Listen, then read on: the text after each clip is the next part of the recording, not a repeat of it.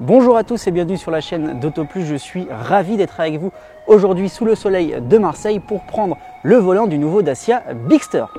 Au programme, sa nouvelle motorisation de 155 chevaux full hybride inédite au sein du groupe Renault et un Dacia Bigster en finition haut de gamme journée tarifé à plus de 30 000 €. Plus si accessible que ça finalement ce Dacia Bigster, eh bien c'est ce que nous allons voir ensemble.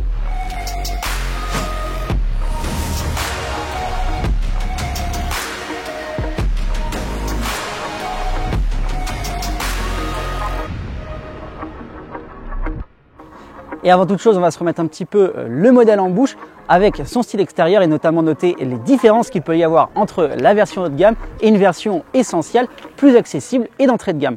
Ça commence avec cette face avant et une calandre quasi octogonale qui est commune à toutes les versions. Néanmoins, on a un pare-choc sur notre finition avec une teinte grise qui est différente de la teinte noire de la version essentielle. Le motif de la calandre est reprise du concept car présenté en 2021 et la signature lumineuse est chippée au Duster. Sauf pour l'intégration des feux anti-brouillard situés un peu plus bas qui est entouré de Starkel, ce matériau qui peut être composé jusqu'à 20% de matière recyclée et que l'on commence à connaître désormais puisqu'il est présent sur de nombreux modèles du constructeur. C'est une fois vu de profil que l'on se rend vraiment compte de la stature qu'a ce Dacia Bigster. Il mesure 1,71 m de haut pour 4,57 m de long, c'est tout simplement 23 cm de plus qu'un Dacia Duster. On a des lignes qui sont très droites, excepté peut-être ce pare-brise qui est plutôt incliné. Les ailes avant et arrière ont été légèrement bombées. On a des galbes des roues très imposants. Il a une vraie carrure ce Bigster une fois sur la route. En ce qui concerne notre finition du jour haut de gamme, on a le droit à des vitres qui sont plus surteintées que sur la finition essentielle, à des coques de rétroviseurs en noir et des jantes de 19 pouces. On peut également remarquer la présence d'une antenne requin contrairement à une antenne classique sur la finition essentielle qu'il faudra donc enlever avant de passer le modèle au rouleau. Autrement, puisqu'on parlait du coloris et de ces coques de rétroviseurs noirs, on a le droit aujourd'hui à une teinte bleu indigo qui va plutôt bien finalement à ce Bigster avec un toit noir pour un effet biton. Et enfin, rassurez-vous, ces barres de toit modulables sont bien de série, ils ne sont pas réservées exclusivement à notre finition. À l'arrière, le modèle est très consensuel pour un SUV. On retrouve un pare-choc très imposant qui ressort du reste de la carrosserie, toujours avec cette teinte grise comme à l'avant. La signature lumineuse fait partie de la nouvelle identité visuelle du constructeur qui a été présentée il y a quelques années déjà. L'élément inédit, c'est cette barre noire verticale qui vient se situer juste au-dessus de la plaque d'immatriculation et le nom du constructeur. Et si vous avez l'impression de voir un Duster en regardant ce Bigster de dos, c'est tout à fait normal puisqu'il reprend les mêmes caractéristiques que son petit frère, y compris ce spoiler en forme d'oreille de chat et en plus il mesure exactement la même dimension en largeur avec 1,81 m chacun. Et qui a dit qu'une Dacia n'était pas technologique puisque ce nouvel aimant, il ne sert pas qu'à faire joli, il cache aussi l'ouverture de la commande de la malle de coffre. Et sur notre finition de journée, on a le droit à un haillon électrique que l'on va découvrir tout de suite. Avec sa motorisation full hybride de 155 chevaux, le modèle propose un volume de 612 litres, ce qui est plutôt impressionnant. Mais il peut être réduit à 566 litres si vous prenez l'option pour avoir une roue de secours. Et avec la banquette rabattue, il peut monter jusqu'à plus ou moins à 1900 litres. Toujours selon donc cette option de 5e roue du carrosse. Et si vous avez pu apercevoir quelques éléments stylistiques de l'intérieur, on y reviendra un petit peu plus tard. On va d'abord aller se mettre dans le siège conducteur et voir ce qu'il a dans le ventre, ce SUV.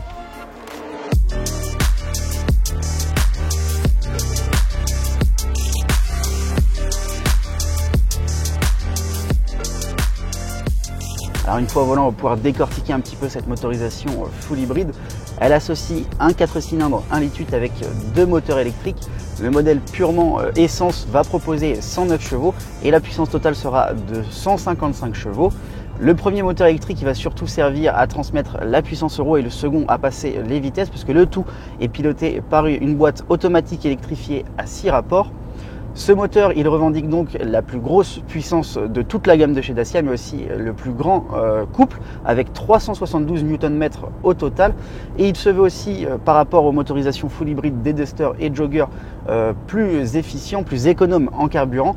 Le constructeur annonce 4,6 à 4,7 litres en moyenne au 100 km, mais aussi moins émetteur de CO2 puisque le modèle va émettre entre 102 et 103 grammes par kilomètre. Il sera donc hors d'un potentiel malus CO2 et ça c'est une vraie bonne nouvelle pour un modèle du segment CSUV et qui propose quand même une motorisation qui est plutôt puissante avec 155 chevaux. Côté performance, ce Bigster il sera capable de réaliser le 0 à 100 en 9,7 secondes. Il passe sous la barre des 10 secondes et ça c'est un vrai bon point et un vrai tonus à l'accélération. Ça va permettre de réaliser des dépassements sans prendre trop de temps et être un petit peu inquiété sur ces petites routes justement du sud de la France. Et la vitesse maximale, elle, sera de 180 km/h, elle est bridée, mais néanmoins le modèle a un comportement qui est très intéressant mine de rien.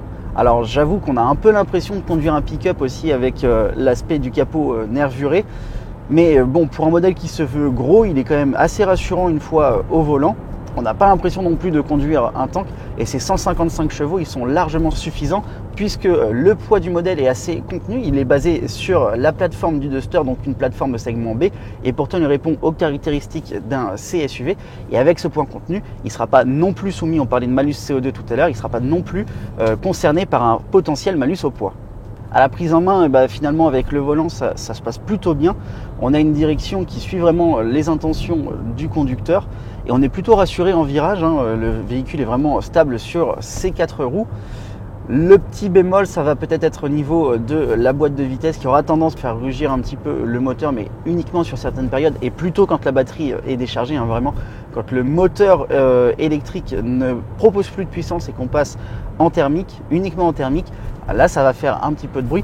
Même si Dacia a retravaillé cette partie, il y a un vrai travail acoustique qui a été fait sur ce Bigster par rapport à un Duster et ça s'entend aussi au niveau des bruits d'air. Alors, ce ne sera pas le meilleur du marché sur le segment CSUV, mais c'est quand même un bon point pour encore une fois des prestations qui sont relativement correctes et qui sont même très correctes au final pour un CSUV. Au niveau des modes de conduite, il n'y a pas vraiment de mode sport ou de mode éco finalement sur ce Bigster. Vous allez surtout avoir un mode break en plus du mode D qui va vous permettre d'optimiser la régénération d'énergie dans les moteurs électriques et donc de pouvoir ensuite moins consommer, ce qui permet aussi du coup d'afficher des consommations un petit peu plus faibles qu'on a évoquées tout à l'heure. Enfin, il va me rester 2 points à évoquer avec vous. Le premier, ce sera au niveau de la visibilité. Je trouve que pour un SUV qui est quand même plutôt gros, assez énorme, et finalement l'espace vitré il n'est pas si important que ça. Je trouve que le pare-brise est pas si grand, y compris la lunette arrière. En plus on a un gros rétroviseur, donc par rapport à d'autres modèles sur le segment, on va être un petit peu gêné. Ça vaut aussi également par ces gros montants pour la structure et y compris à l'arrière là pour checker l'angle mort côté gauche, c'est un peu un vrai calvaire, mais bon, il faudra faire avec, ça pour le coup on peut pas le changer. Et par contre le dernier point que je voulais évoquer avec vous, et ça me semble important de le souligner parce que je crois pas l'avoir vu chez d'autres constructeurs, c'est que quand vous êtes avec la compatibilité Apple CarPlay et Android Auto connecté à la voiture, et bien en fait la navigation, que ce soit Google Maps ou Waze, va pouvoir venir s'afficher sur le compteur numérique qui est situé en face du conducteur. Alors d'habitude, sur d'autres modèles du même segment, on peut avoir aussi un GPS, mais ce sera le GPS embarqué de la voiture qui sera affiché sur ce compteur. Là, c'est vraiment la navigation Google Maps et Waze. Et quand on sait qu'aujourd'hui, finalement, la plupart des automobilistes, ils connectent leur téléphone à leur voiture et ils se dirigent via Waze ou via Google Maps et pas du tout par le système embarqué du véhicule, ça, c'est vraiment très malin de la part de Dacia. Voilà, je crois qu'on a fait le tour. Je pense qu'on va pouvoir s'arrêter et parler un petit peu de l'intérieur du modèle, que vous avez un petit peu pu voir sur certains plans. Et ensuite, il sera temps de conclure cet essai.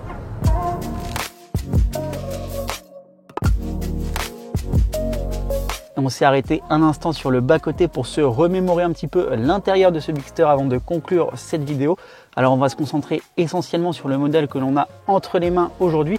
Pour avoir un petit peu plus de détails et retrouver tout ce qui équipe les différents niveaux de finition, on vous renvoie à la vidéo de présentation qu'on avait pu faire du modèle il y a quelques mois, qu'on vous met en suggestion en haut à droite de votre écran.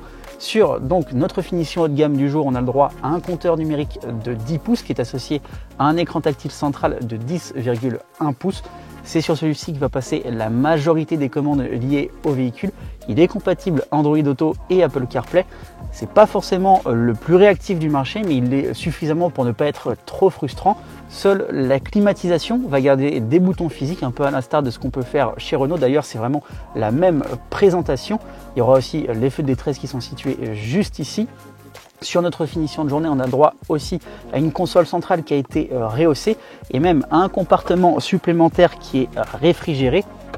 Enfin, sinon, en ce qui concerne la qualité des matériaux, bien on sent quand même qu'on est sur un modèle Dacia qui se veut plus accessible que les autres sur le marché.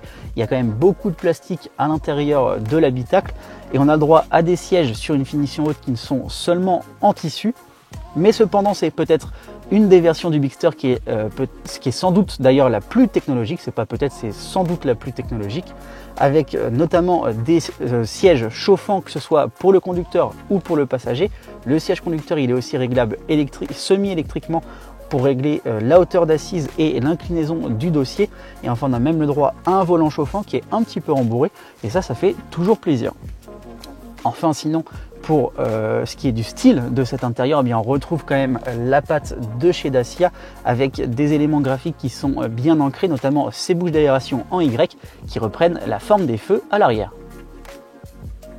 Une fois installé à l'arrière, le constructeur revendique la plus grande garde-toit du marché. Alors, j'ai pas pu le mesurer et vérifier avec exactitude ses propos, mais je peux vous dire que pour 1,80 m, il y a largement suffisamment d'espace à la tête.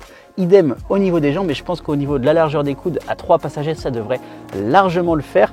Et en plus de proposer une énorme habitabilité, le gros avantage de ce Dacia Bigster, c'est qu'il est très modulable. Il propose une banquette qui est décomposée en 40-20-40 et qui va permettre de disposer d'un accoudoir central avec 2 petits porte-gobelets pour les passagers ou de transporter un objet long en plus de 2 personnes sur la banquette. Et ça, c'est un vrai bon point pour un SUV qui se veut familial et sur lequel on a besoin de ranger énormément d'affaires. En ce qui concerne sinon la qualité des matériaux, mais on retrouve le même tissu qu'à l'avant, qui est quand même assez agréable, hein, bien qu'on n'ait pas le droit à du simili-cuir. Et on va retrouver le système de fixation U-Clip pour les passagers. Alors il y en a dans le coffre, mais aussi sur le tableau de bord. Et c'est tout simplement des petits gadgets qui sont à venir fixer sur des systèmes de fixation et qui va permettre d'accrocher soit une lampe, soit comme ici, une petite poche pour pouvoir ranger quelques objets ou encore un téléphone pour le conducteur. Et ça, c'est encore un bon point de la part du constructeur. Enfin, le dernier point qu'il reste à évoquer, c'est ce grand toit panoramique de 120 cm en option surjournée et qui est ouvrable sur 35 cm et qui va permettre de gagner en luminosité dans l'habitacle.